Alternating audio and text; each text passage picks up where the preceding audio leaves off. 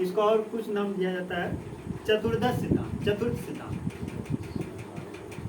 तो जैन धर्म में चतुर्थ सिद्धांत किसने दिया था? चतुरायन सिद्धांत बोलते। तो जैन धर्म में चतुरायन सिद्धांत किसने दिया था? पार्श्व। चतुरायन सिद्धांत के अंतर्गत क्या था? सत्य, अहिंसा, अस्तेय और अपरिग्रह। सत्य, अहिंसा, अस्तेय और अपरिग्रह। अस्तेय मतलब होता है चोरी न करना, और परिग्रह धर्म का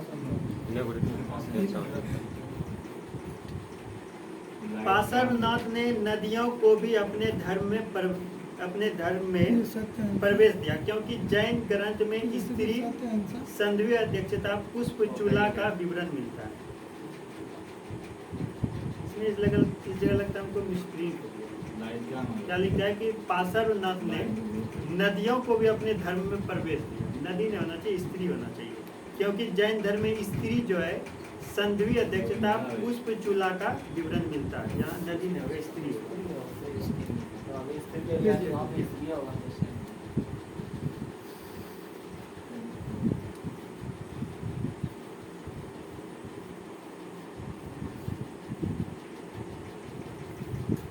धर्म में स्त्री को प्रवेश दिया था। पार्श्वनाथ की पहाड़ी जैन धर्म से संबंधित है। पार्श्वनाथ की पहाड़ी जैन धर्म से संबंधित है। कहाँ पर है ये? झारखंड में। और सब में झारखंड। इसी को बोला जाता है अभी क्या, संवेद शिखर भी बोला जाता है। संवेद शिखर उसी को कहते हैं। पार्श्वनाथ को झारखंड के गिरिडीह जिले में संवेद पारसनाथ पर्वत के निर्माण से प्राप्त हुआ।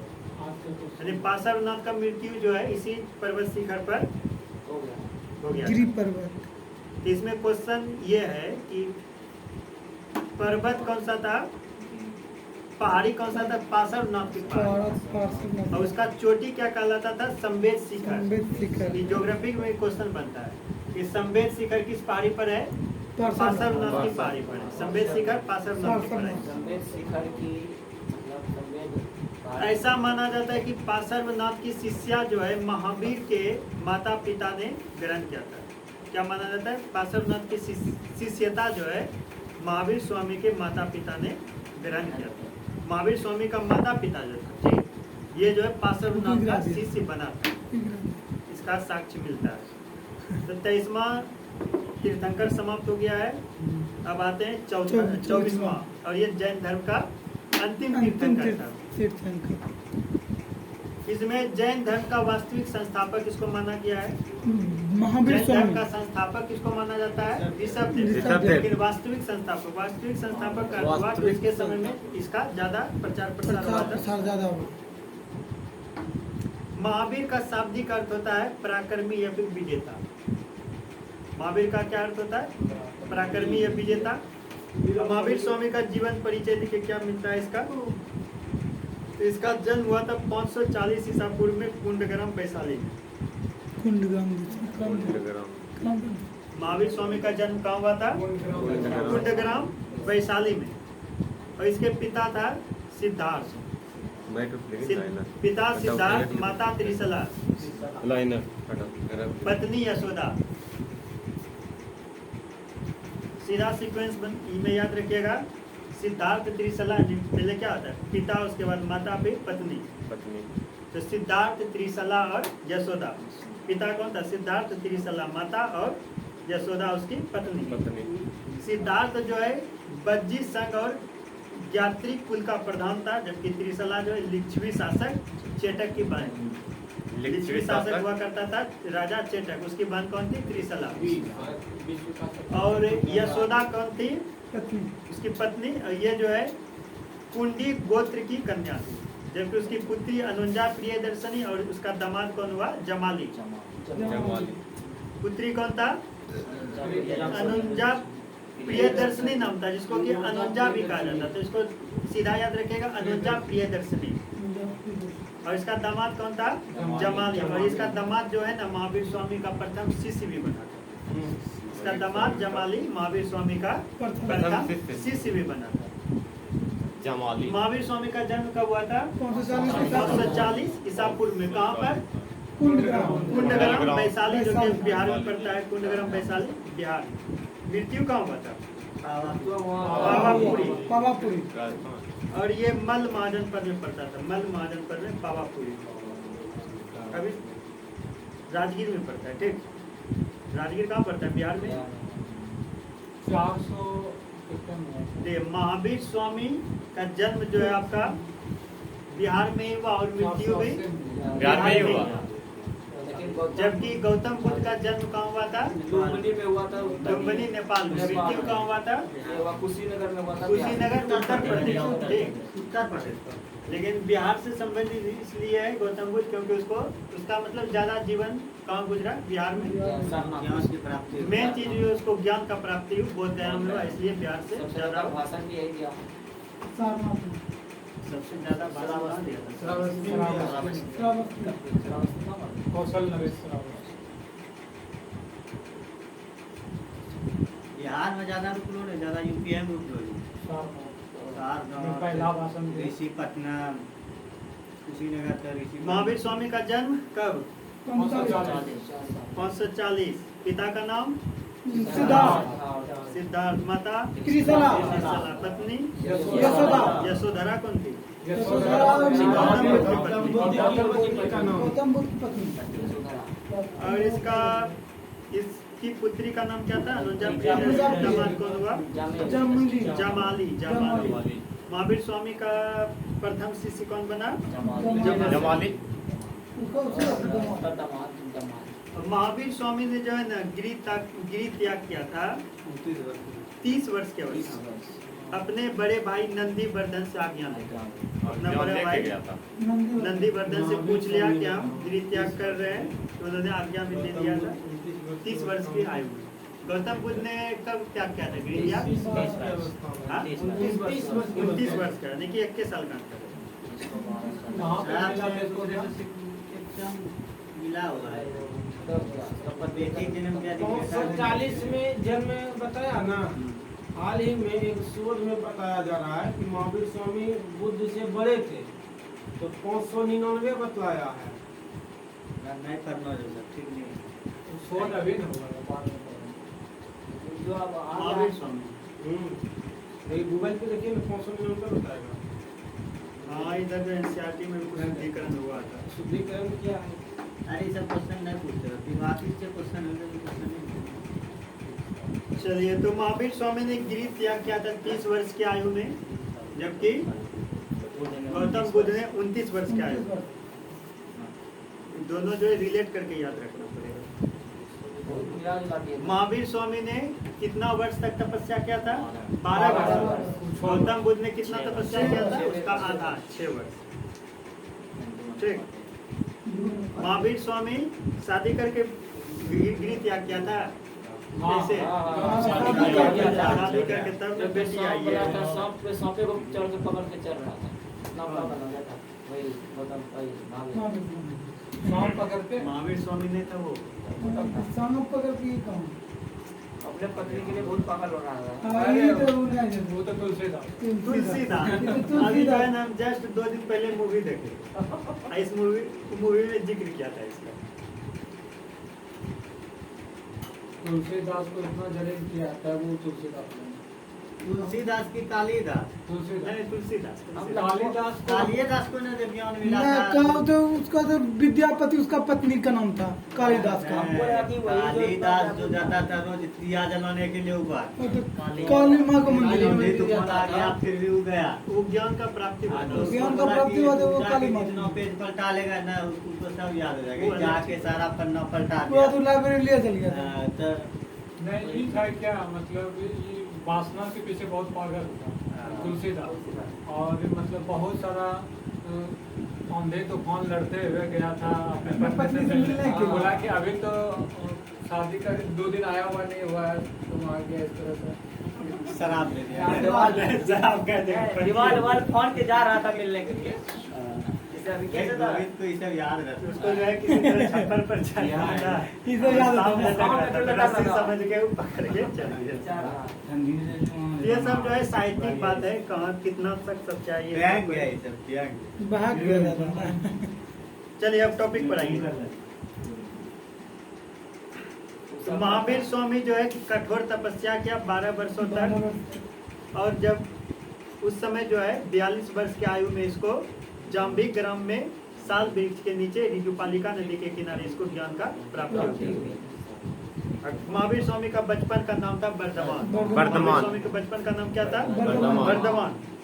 महावीर अर्थात पराक्रमी, यानी जीन अर्थात विजेता, और कैवल्य अर्थात इंद्रियों को जीतने वाला काल है। देखिए गौतम बुद्ध को जब ज्ञान का प्राप्ति हुई है, गौतम बुद्ध महावीर जैसे गौतम बुद्ध को ज्ञान का प्राप्ति हुआ तब उसको क्या कहा गया? महात्मा बुद्ध कहा गया। बुद्ध कहा गया, उससे पहले बुद्ध ने बोला। उसी तरह जब महावीर स्वामी को ज्ञान का प्राप्ति हुआ तो इसको भी अलग अलग नामों से जाना गया।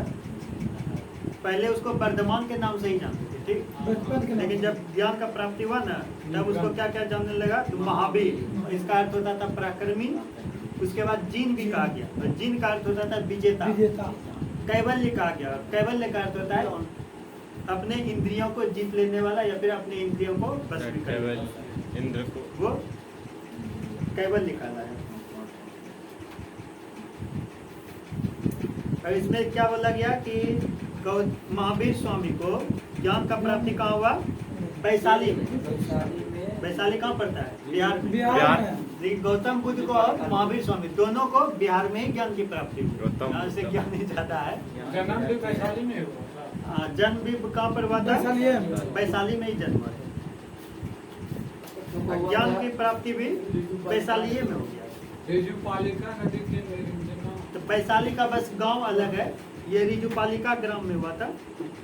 और वृक्ष पूछेगा तो साल। गौतम बुद्ध को ज्ञान की प्राप्ति किस नदी के किस वृक्ष के नीचे? पीपल। महावीर स्वामी को साल वृक्ष के नीचे। गौतम बुद्ध को किस नदी के किनारे? निरंजना। इसको निरंजना। निरंजना कोई साथ फल्गु का निरंजना कोई फल दोनों एक ही है। निरंजना या फल्गु नदी के किनारे गौतम बुद्ध को ज्ञान का प्राप्ति हुआ, जबकि ऋजुपालिका नदी के किनारे महावीर स्वामी को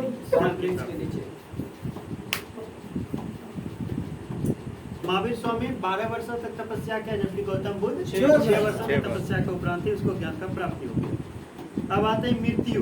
तो मृत्यु इसका हुआ था 468 ईसा पूर्व में 72 वर्ष की अवस्था में। मृत्यु कहाँ हुआ था? तो पावापुरी में, जो कि राजगीर में पड़ता है पावापुरी। अब ज्ञान का प्राप्ति भी है, तीनों इसका ही। जबकि गौतम बुद्ध के साथ क्या हुआ? नेपाल में जन्म लिया, ज्ञान का प्राप्ति बिहार में हुआ, उत्तर प्रदेश में जाके मर गया।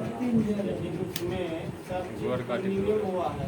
हाँ बुद्ध में पूर्णिमा तीनों हुआ। चलिए 468 ईस्वी में 72 वर्ष की अवस्था में महावीर स्वामी की मृत्यु कहाँ हो जाती है? पावापुरी। पावापुरी। अब किस कहाँ पर? तो मल्ल का राजा हुआ करता था शिशुपाल लिखा है। शिशुपाल का क्या था? तो एक राजा के दरबार में इसका मृत्यु हुआ था। अब जैन धर्म में सर्वाधिक बल जो है अहिंसा पर दिया गया है, सर्वाधिक बल। इसलिए जैन धर्म का लोग जो है चलेगा भी तो बोर्डी लेके झाड़ फूके। क्यों? उसका जो पूरा प्रवचन देने वाला मुंह पे, मुंह पर मास्क टाइप का लगा। क्यों? क्योंकि वही बैक्टीरिया उठकर मर जाएगा। आपको पता नहीं कि पूरा शरीर बैक्टीरिया से बना है। और मतलब कोई जीव आ गया, कोई भी जीव उससे मरना नहीं, छिटी हुआ उसका नाम धरा। उस धर्म में देखिए, उस धर्म के हिसाब से अगर मच्छर आपका खून चूस रहा है उसको बोलिए उड़ जा, ये नहीं कि पटाख से मार दीजिए। यही होता है। अगर वो चलेगा तो खून उसका निकाल रास्ते पर अगर चलेगा तो क्या करेगा? वो झाड़ू रखता है, ठीक, उससे साफ करके मतलब साफ करके चलेगा। कोई कीड़ा मकोड़ा पैर के नीचे दब के मर जाए। ईसाई धर्म इसी से निकला लकड़ी सब भी नहीं चलाता। हाँ, ईसाई धर्म इसी से निकला लकड़ी इसलिए नहीं चलाता था कि लकड़ी सब में भी घून लगता है, तो उसमें रहेगा, जलाएंगे मर जाएगा। तो इसीलिए ठोक ठाक के निकालता है। उसका जैन धर्म का ज्यादा आदमी व्यापारी रहता है, या बड़ा बिजनेसमैन देखेगा। देखिए महावीर स्वामी जो है इसने जो है पंचायन धर्म ला दिया था, ब्रह्मचर्य को जोड़ दिया। ब्रह्मचर्य एक जोड़ा था। जब तक 23वां था तो अच्छा चल रहा था जैन धर्म भी, क्योंकि ज़्यादा मतलब कठोर ना नहीं था, लेकिन जैसे ब्रह्मचर्य को जोड़ दिया, ठीक तो कठोर है, क्योंकि ब्रह्मचर्य मानने वाला लोग उतना होता कम में नहीं था। आदमी अब कौन है कि मतलब पूरा ब्रह्मचर्य जीवन जिएगा उस धर्म को? गोविंद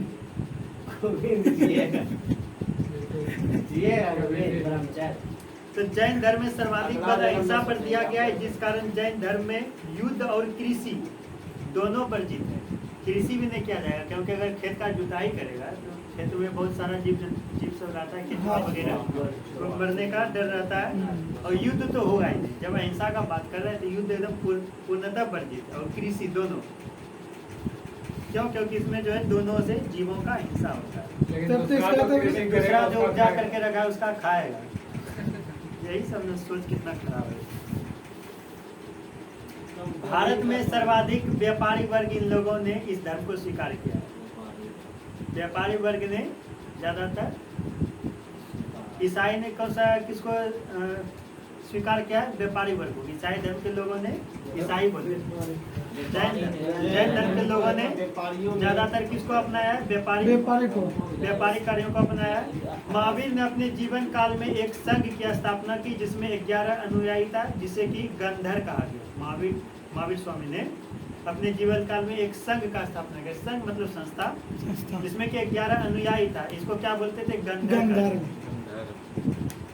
अब जैन धर्म जो है पुनर्जन्म और कर्मवाद। जैन धर्म पुनर्जन्म और कर्मवाद और आत्मा तीनों को माना है।